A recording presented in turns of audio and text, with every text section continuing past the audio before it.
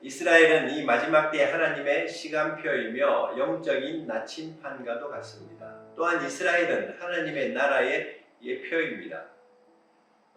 먼저 우리가 말씀을 열어보면 창세기 1장이 성경이 시작할 때 태초에 하나님이 천지를 하늘과 땅을 창조하셨다고 했습니다. 이 정체성이 없으니까 하나님의 그 창조에 이런 세계관이 없으면 이렇게 되는 겁니다.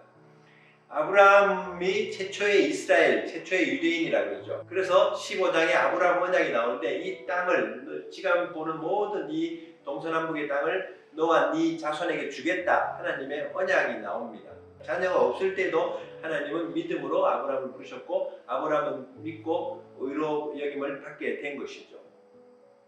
그래서 이스라엘 땅에 최초의 유대인 아브라함이 거주하기 시작한 것이 4000년 전, BC 2000년 전이었던 걸 볼 수 있습니다. 하나님이 모세를 통해서 1500년 전에 출애굽하는 사건이 일어났었습니다. 그리고 나서 이제 그 가나안 땅에 정착하면서 이런 광야 시대, 사사 시대를 지나면서 사울 왕이 이스라엘 왕국을 세우게 되고 다윗 왕과 솔로몬 왕국 시대에 가장 번성하는 이스라엘 왕국이 됩니다. 다윗 왕은 이제 예루살렘을 이스라엘의 수도로 선포하게 됩니다. 그게 3000년 전이었어요. 그 아들 솔로몬이 하나님의 성전을 이렇게 세우게 됩니다. 그 이후에 이제 솔로몬이 말년에 이렇게 조금 타락하면서 그 아들들이 나누어지고 북이스라엘과 남왕국으로 나뉘어집니다. 그 왕국들이 또 아수르에 의해서 722년에 먼저 이렇게 북이스라엘이 무너지고 바벨론에 의해서 586년에 남유다 왕국도 무너지고 성전이 파괴되면서 포로로 다 이렇게 끌려가는 이런 비참한 이런 역사를 586년에 이렇게 당하게 됩니다. 그러고 나서 50년 후에 이제 바벨론이 무너지고 페르시아가 이스라엘의 포로들을 보내기 시작하죠. 그래서 50년 이후에 이제 성전을 다시 건축한 것입니다. 스룹바벨 성전이라고 그러죠. 그러나 BC 332년에 헬라의 지배를 또 받게 됩니다. 이 마케도니아 헬라 제국이 일어나가지고 또 이스라엘 땅을 짓밟으면서 이 적그리스도와 같은 안티오쿠스가 아주 자기가 하나님이라고 여기면서 완전히 제우스 신전을 세우고 제사장들을 죽이고 유대인들에게 돼지를 먹이고 이런 아주 부정한 짓들을 저지를 때에 마카비 혁명을 일으킵니다. 그렇게 이스라엘 왕국이 잠시 부활한 듯 했지만 23년에 로마가 들어와서 로마의 지배를 받게 됩니다. 그 400년간의 암흑기가 있었지만 그러나 하나님은 침묵하지 않으셨습니다.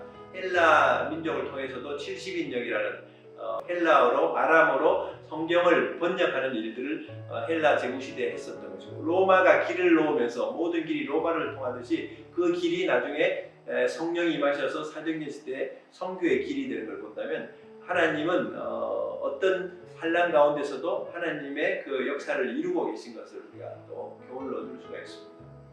그러다가 이제 이스라엘이 계속 이제 로마를 향해서 대항하고 그러니까 이 로마의 그 티투스 장군을 중심으로 완전히 예루살렘을 에워쌉니다. 로마 군대가. 그래서 AD 70년에 완전히 예루살렘을 짓밟아버리고 한 110만 명을 아마 학살하고 10만 명, 9만 7천 명 이상을 포로로 끌고 가고 남은 유대인들은 전 세계로 흩어버리죠. 이때가 유대인들이 그 땅에서 비로소 다 디아스포라 됐습니다.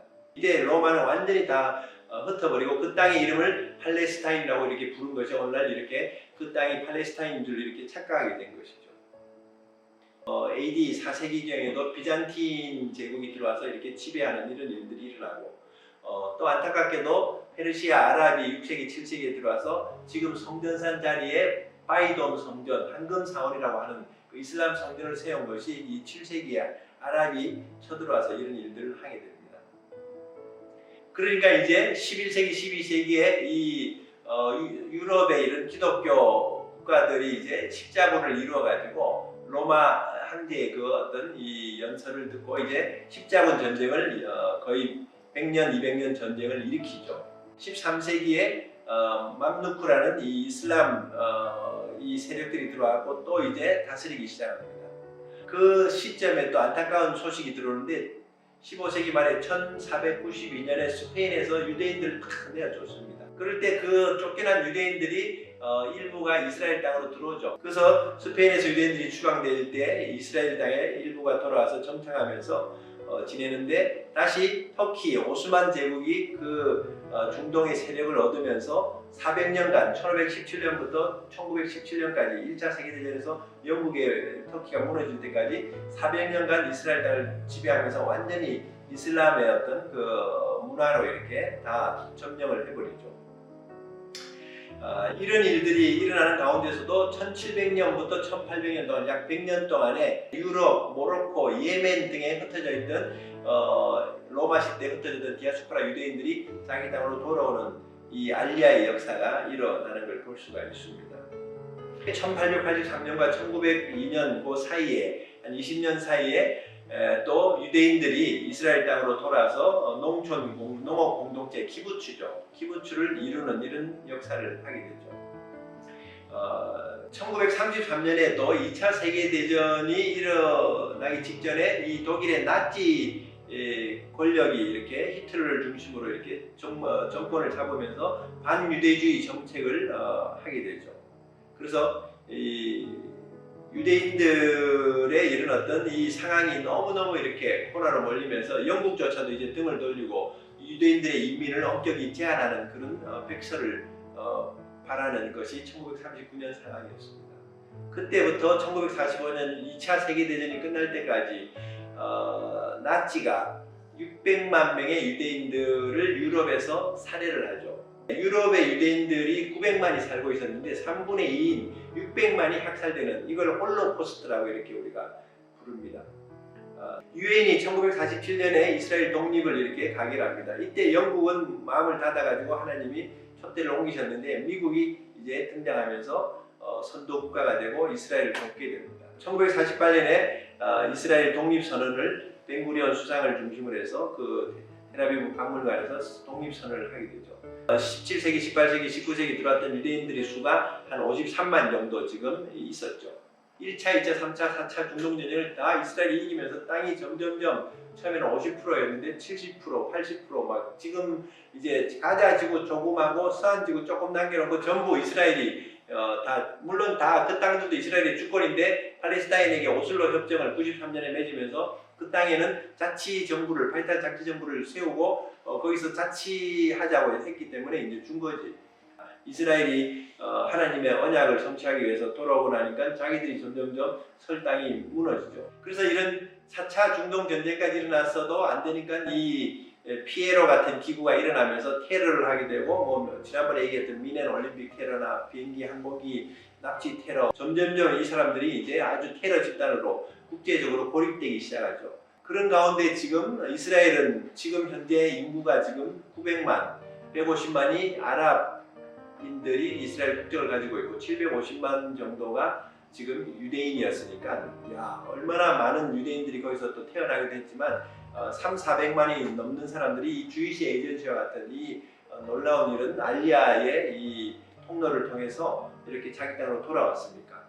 그 이후에 이제 이집트하고 79년에 평화협정을 맺고 그 다음에 또 94년도에는 이 요르단하고도 평화협정을 맺었죠. 그러다가 이번에 2020년에 3년 전에 아브라함 협정이라 해서 지금 이 아랍에미레이트하고 그 다음에 뭐 요르단, 뭐 수단, 바레인, 뭐 모로코 이런 나라들이 아브라함 협정 맺고 있고 최근에 전쟁 나기 직전에 사우디하고 아브라함 협정을 맺으려고 하니까 점점점 자기들의 입지가 좁아지고 자기들이 이제는 완전히 이제 나라를 찾기는커녕 완전히 이제 밀려나게 생긴 거죠. 그래서 아마 얘네들이 지금 불을 지른 그런 또 동기가 된 걸 볼 수가 있습니다. 미국 대사관이 2018년에 예루살렘으로 이전하게 되고 이스라엘은 지금 점점점 이제 이전에 75년 전에 독립할 때 군대도 없고 무기도 없었던 그런 군대가 유대인이 아닙니다. 완전히 이제 세계 6위권의 전투력을 가진 이 부대가 되었고 이번에는 아주 첨단 장비를 10년 동안 준비하고 특수부대를 훈련시켜서 이번에는 별 희생 군인들의 희생이 없이 돌아오고 있죠.